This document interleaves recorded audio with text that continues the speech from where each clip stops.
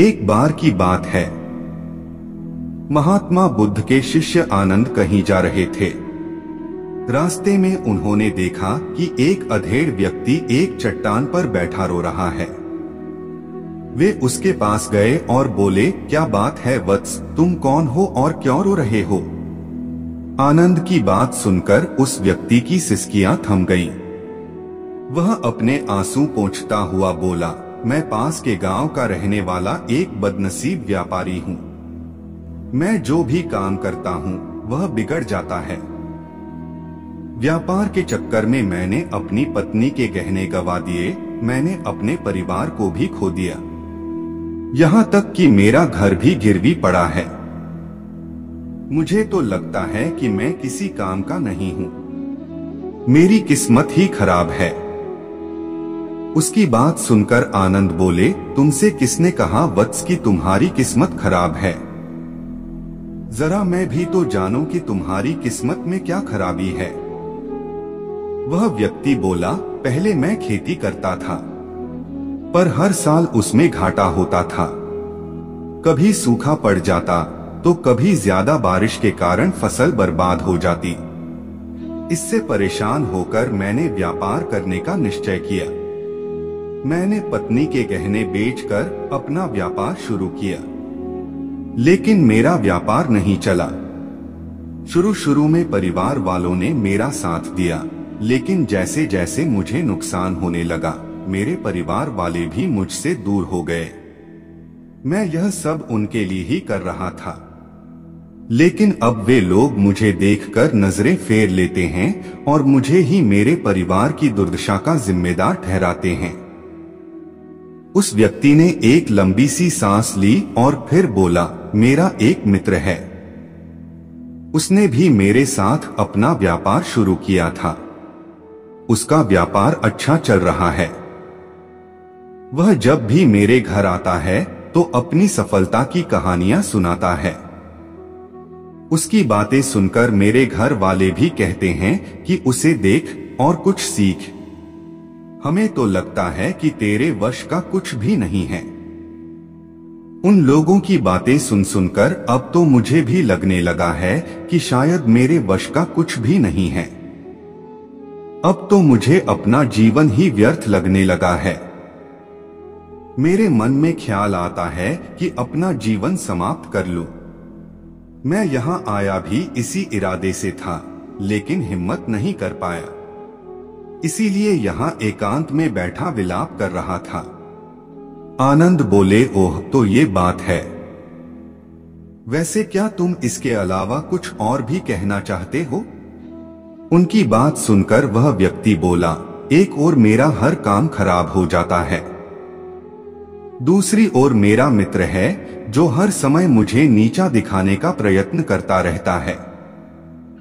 मुझे समझ में ही नहीं आता है कि मैं क्या करूं। आनंद बोले, क्या तुम अपने मित्र की बातें सुनकर दुखी हो जाते हो? हाँ, मैं उसकी बातें सुनकर स्वयं दुखी हो जाता हूँ, उस व्यक्ति ने जवाब दिया। आनंद ने पूछा, तुम्हें किस बात का दुख होता है? अपने असफल होने का या फिर मित्र के सफल होने का? उनका सवाल सुनकर वह व्यक्ति एक पल के लिए सोच में पड़ गया। फिर वह बोला, अगर सच कहूं तो मुझे अपने असफल होने का उतना दुख नहीं होता है जितना कि मित्र के सफल होने का होता है। अर्थात यदि तुम्हारा मित्र असफल हो जाए तो तुम्हें खुशी होगी? आनंद ने प्रश्न किया। वह व्यक्ति बोला, हाँ, मुझे बहुत खुशी होगी। इसका मतलब है कि तुम्हारी खुशी तुम्हारे मित्र पर निर्भर है। आनंद बोले, अगर वह चाहे तो तुम्हें खुश कर सकता है और अगर वह चाहे तो तुम्हें दुखी कर सकता है। तुम स्वयं से न तो खुश हो सकते हो और न ही दुखी हो सकते हो, अर्थात तुम अपने मित्र के गुलाम हो गए हो, इसलिए तुम्हारा कुछ नहीं हो सकता। ऐसा न कहें महत्मन, उस व्यक्ति ने हाथ जोड़ दिए, आपकी बातें सुनकर मुझे कुछ आशा बंध रही है। आनंद बोले, जब हम किसी से आशा बांध लेते हैं तो उस पर निर्भर हो जाते हैं। ऐसे में हमारी खुशी और दुख भी उस पर निर्भर करने लगता है। इससे बेहतर है कि तुम अपने आप से आशा बांधो। जब तुम ऐसा करोगे, साथ ही पूरे जतन से काम करोगे, तो तुम्हें सफलता अवश्य प्राप्त होगी। कहते हुए आनंद ने एक पल के लिए उस व्यक्ति की ओर देखा, फिर अपनी बात आगे बढ़ाई। तुम्हें लगता है कि तुम्हारा मित्र तुम्हें दुखी करने आता है, पर अगर विचार करो तो वह बातें तो सच्ची ही कहता है।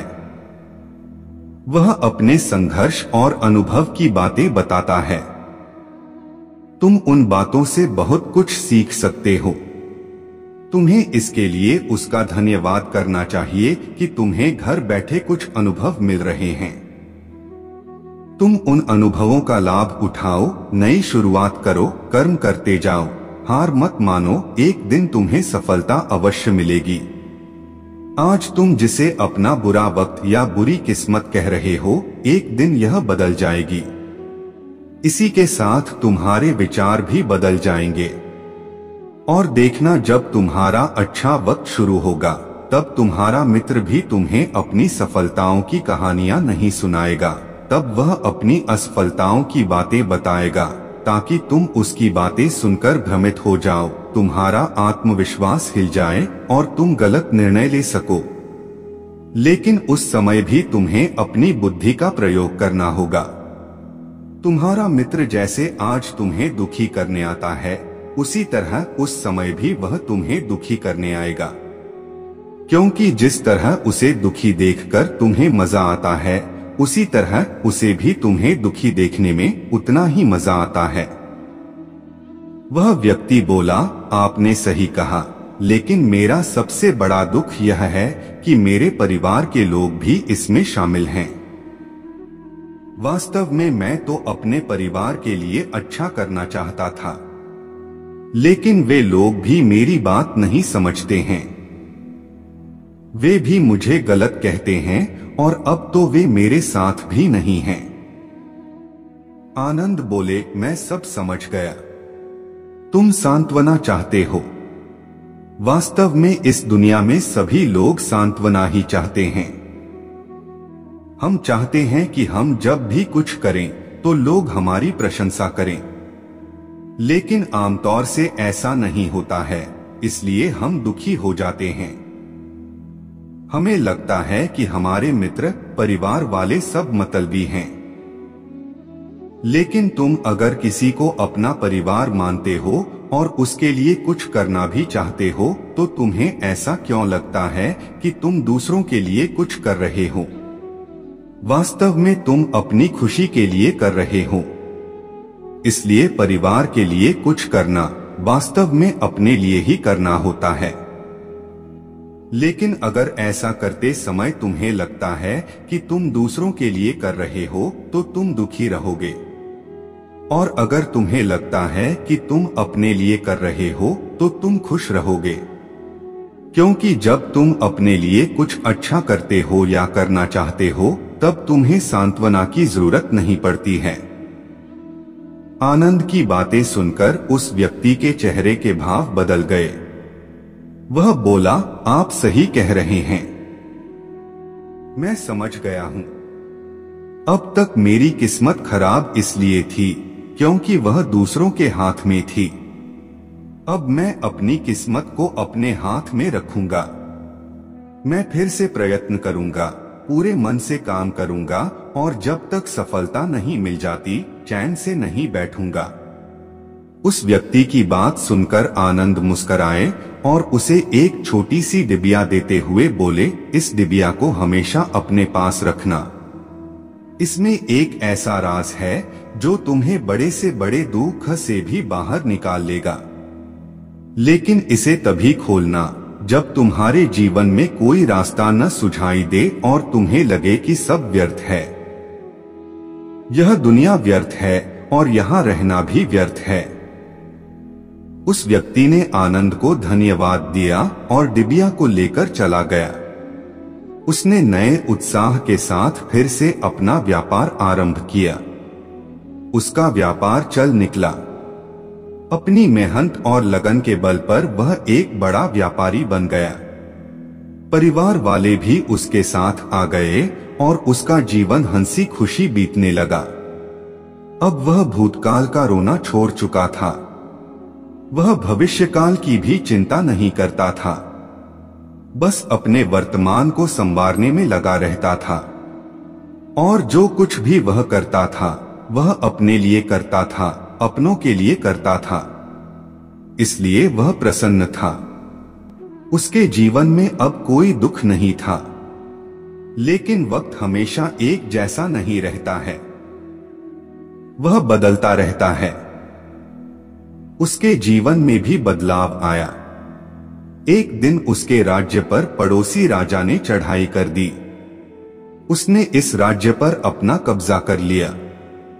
उसके सैनिकों ने चारों ओर लूटमार मचा दी। उन्होंने व्यापारी का सारा धन लूट लिया।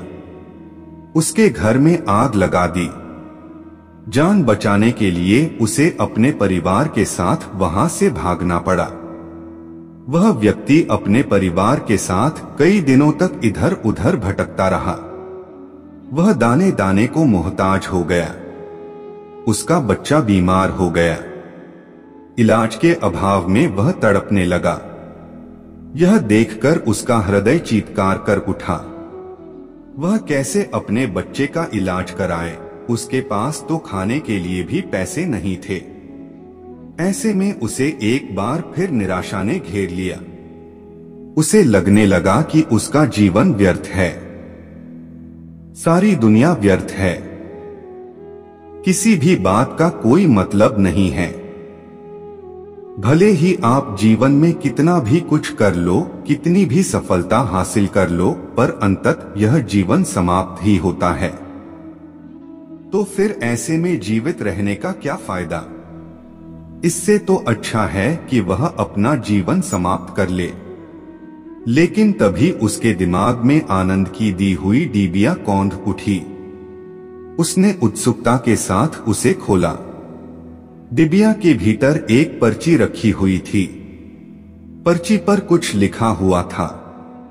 उसे पढ़कर उसकी आंखों के आगे छाया निराशा का अंधेरा छंट गया और वह मुस्कुरा पड़ा। पर्ची पर लिखा हुआ था, यह समय भी बीत जाएगा। उसने डिबिया को अपनी मुट्ठी में भींच लिया और एक नई शुरुआत के लिए उठ खड़ा हुआ।